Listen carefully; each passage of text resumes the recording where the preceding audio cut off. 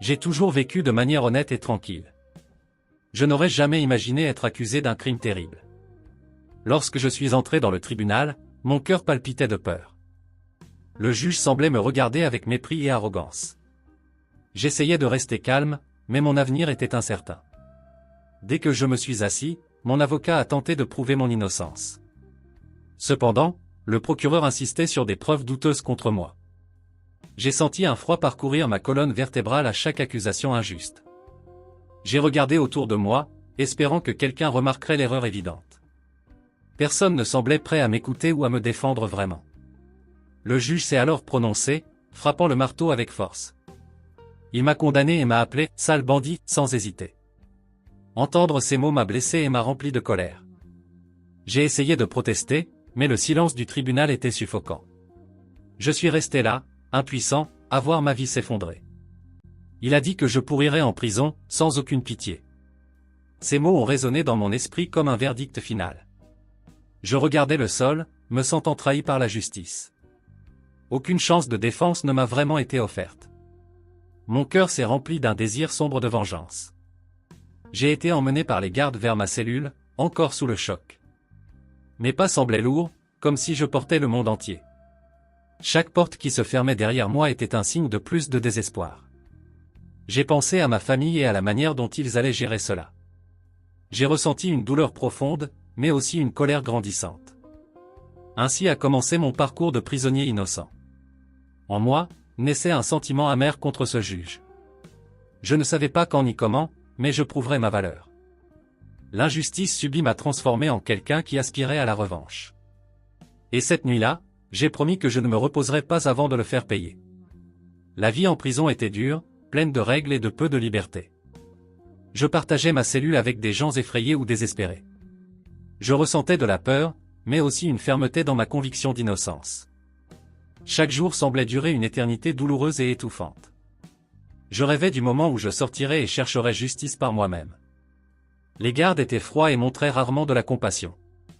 J'essayais de garder la tête haute, me rappelant ce qui me motivait. En moi, grandissait la détermination de me venger du juge. Sa voix cruelle résonnait encore dans ma mémoire, m'appelant sale. Cela alimentait ma haine et renforçait mes plans silencieux. Pendant les rares moments de repos, je m'isolais dans un coin de la cellule. Je cherchais à repenser à chaque détail de ce procès injuste. Je repassais mentalement les failles qui pourraient prouver mon erreur judiciaire.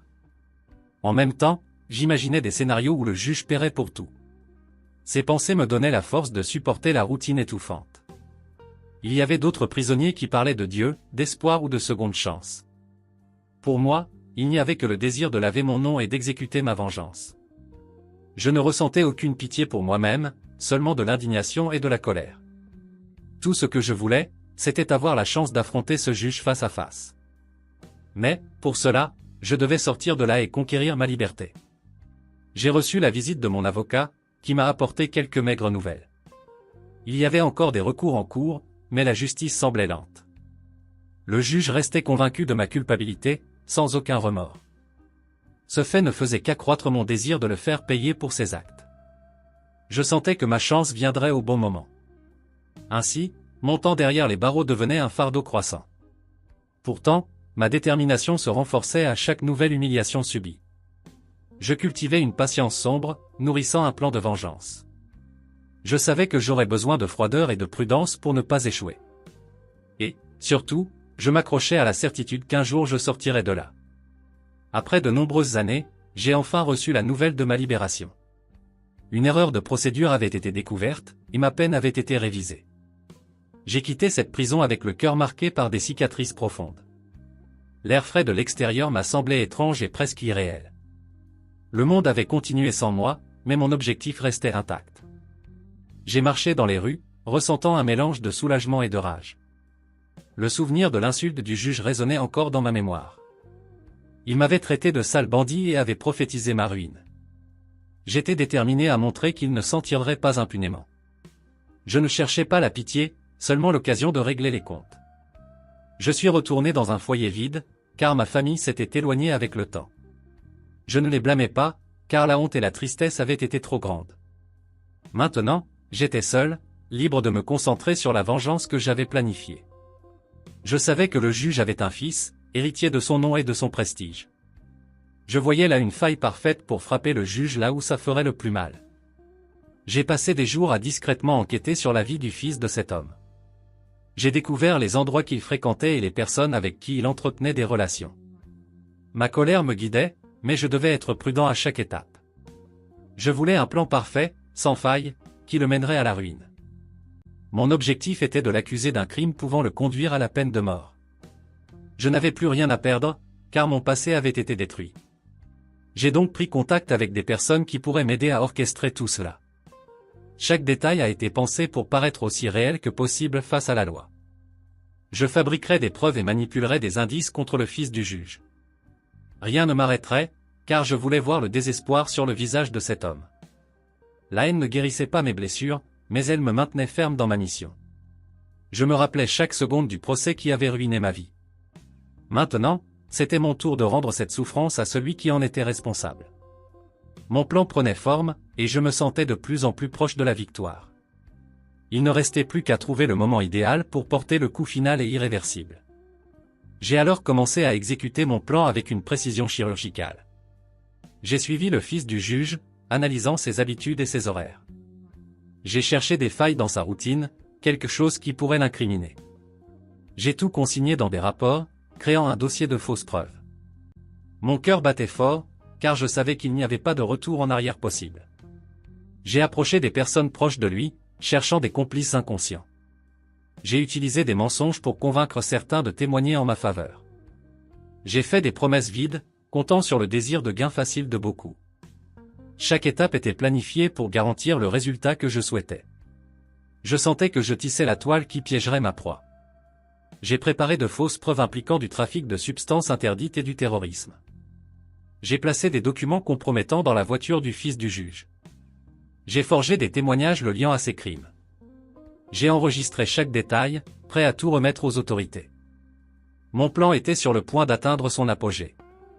Pendant cette période, j'ai évité tout contact avec des personnes qui pourraient me reconnaître. Mon image d'ancien détenu ne devait pas susciter de suspicions prématurées. Je me cachais dans l'ombre, animé par une soif de justice déformée. Rien n'avait d'importance à part faire goûter à ce juge le goût de la perte. Chaque jour me rapprochait du moment où son fils serait accusé publiquement. Finalement, j'ai rassemblé tous les dossiers et les fausses preuves, prêts à être livrés. J'ai tout envoyé de manière anonyme aux autorités compétentes. J'imaginais déjà le choc du juge en voyant son fils impliqué dans ce scandale. Leur destin était scellé, et j'attendrais de loin le dénouement. Ma vengeance était en marche, et il n'y avait plus de retour en arrière possible. La nouvelle de l'enquête sur le fils du juge s'est rapidement répandue. Les médias ont divulgué des détails choquants, alimentant la curiosité publique. Je suivais tout à la télévision, ressentant une étrange satisfaction.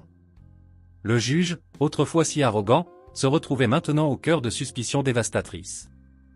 Les gens pointaient du doigt sa famille, remettant en question son honneur. Le fils du juge a été arrêté pour interrogatoire, clamant son innocence. Je me voyais reflété dans sa douleur, bien que je ne ressentisse aucun remords. Ma colère surpassait toute compassion possible. J'imaginais le désespoir du juge, craignant la peine de mort pour son héritier. C'était exactement ce que je voulais, qu'il goûte au même poison. J'avais perdu ceux que j'aimais, et lui aussi allait perdre. Les médias exploitaient l'affaire jour et nuit, faisant des révélations fracassantes. De nombreuses fausses preuves émergeaient, soutenant les accusations graves. Le procureur semblait déterminé à obtenir la peine maximale. Chaque titre de journal m'apportait un sentiment de triomphe, bien que sombre. Je me rappelais le juge m'appelant sale bandit avec un sourire amer. La famille du juge a tenté de se défendre, mais tout semblait conspirer contre eux.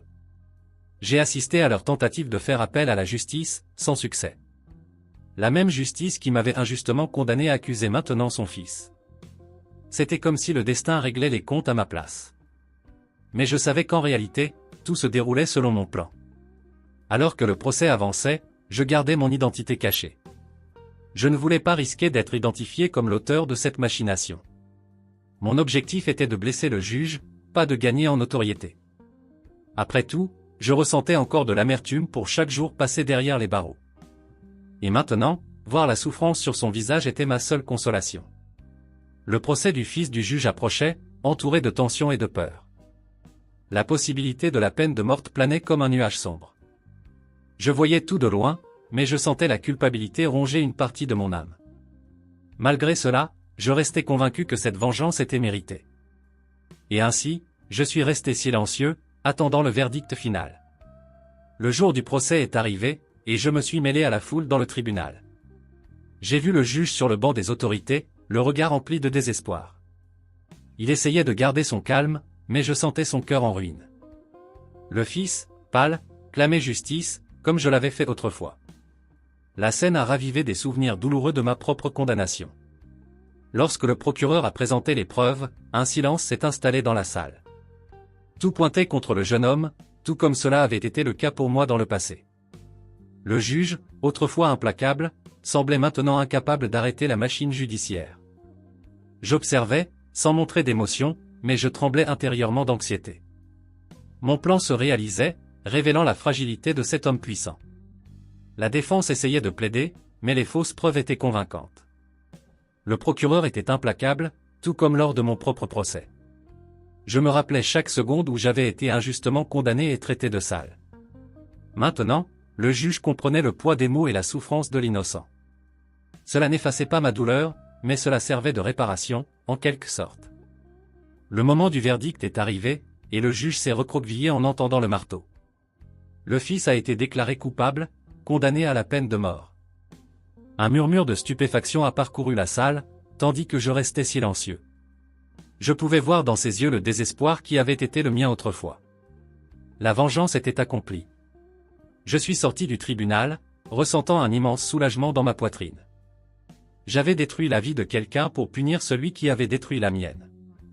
Aucun de nous ne gagnerait, car la douleur et la culpabilité continueraient d'exister, mais maintenant, il allait souffrir comme j'avais souffert. Il allait perdre comme j'avais perdu. C'était la vérité amère que mon désir de vengeance m'avait enseignée. Appalant, j'ai quitté le bâtiment où tout avait commencé et s'était terminé. Je n'ai demandé pardon à personne, car ma soif de justice était assouvie. Le juge, désolé, a vu son arrogance s'effondrer devant le même marteau. Alors, avez-vous aimé cette histoire? J'espère que vous avez apprécié chaque seconde. Likez la vidéo et abonnez-vous à la chaîne pour ne manquer aucun contenu futur. Dites-moi dans les commentaires ce que vous en avez pensé, j'adorerais savoir ce que vous en pensez. À la prochaine. Je vous attends.